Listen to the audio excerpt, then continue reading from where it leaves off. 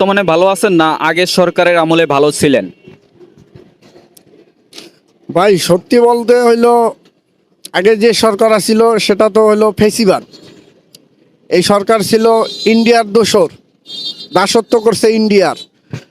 সে চাইছিল বাংলাদেশ বিক্রি করে দিবে, এরকম এরকম একটা সিচুয়েশন। তো ইনশাল্লাহ ওই সরকারের থেকে ইনশাল্লাহ ভালোই আছি, এখন বর্তমানে ভালো আছি। যাই হোক, একটা দেশে নতুন এক সরকার যেই আসুক, সব পরিস্থিতি নিয়ন্ত্রণে আসতে একটু সময় লাগে। তো বাট আস্তে আস্তে সব কিছু ঠিক হচ্ছে ইনশাল্লাহ। আমি বেশি কথা বলবো না, ইনশাল্লাহ ভালোই এখন চলতেছে। হ্যাঁ, অবশ্যই। আগের সরকারের আমলে আগের সরকার যা করছে এরা তো সব লুটপাট করে খাইছে। এরা যা খাইছে সব লুটপাট করে খাইছে। আর দ্রব্যমূল্যের দাম এতটাই আসছিল যে মানুষ ঠিক মতো খাইতে পারে নাই, ঠিক আছে। এখন তো আল্লাহ দিলে সবাই শান্তিমতো স্বাধীনভাবে চলতেছে, ঘুরতেছে, ফিরতেছে, খাইতেছে, ঠিক আছে। হয়তো একটু সমস্যা আছে, তো সবার ক্ষেত্রে যে কোনো নতুন সরকার আসলে ভাই একটু সমস্যা থাকবেই, সেটা সবাই জানে। তো এই সমস্যা সমাধান হবে ইনশাল্লাহ, তারপরে দেখা যাক। সামনে যে নির্বাচন আসতেছে, এই নির্বাচনে আপনি মনে করেন যে কোন সরকার আসলে যে দেশ ভালো থাকবে বা দেশ শান্তিতে চলবে? ভাই নির্বাচনের কথা কি বলবো, নির্বাচনে এখানে তো কোনো এখন আমি আর দল দেখতেছি না।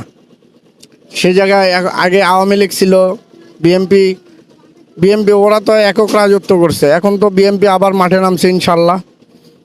অবশ্য কি বলবো, বিএমপি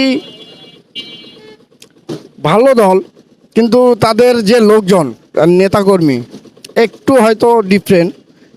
নেতাকর্মীরা যদি ভালো হয় ইনশাল্লাহ সব কিছুই ভালো হবে। মানে আপনি বলতে চাইতেছেন যে বিএনপি আসলে দেশ শান্তিতে থাকবে বা ভালো থাকবে? শান্তিতে থাকবে এটা বলতে চাচ্ছি না, শান্তিতে যে একবারে থাকবে সেটাও না, ঠিক আছে। এখানে হইলো অনেক ব্যতিক্রম আছে। সব কিছু যখন নিয়ন্ত্রণে আসবে তখন, এখন তো নির্বাচন হয় নাই, আসুক ইনশাল্লাহ। বিএনপি আসলে হয়তো কিছু ঝামেলা হইতে পারে, আবার নাও হইতে পারে, এটা ডিপেন্ড করে দলের উপরে। মানে আপনি বলতেছেন যে আওয়ামী লীগ থেকে বিএনপি আসলে একটু অনেক ভালো দেশ থাকবে আওয়ামী লীগের তুলনা, নাকি? তাছাড়া তো ভাই কোনো দল নাই, আমি তো দল দেখি না এখানে। যে জামাত আছে, আপনি কিভাবে দেখছেন? জামায়াতকে দেখি ভালোভাবেই ইনশাল্লাহ। জামায়াতও অনেক ভালো, কিন্তু ওরা তো একক না, ওরা তো অনেক দল।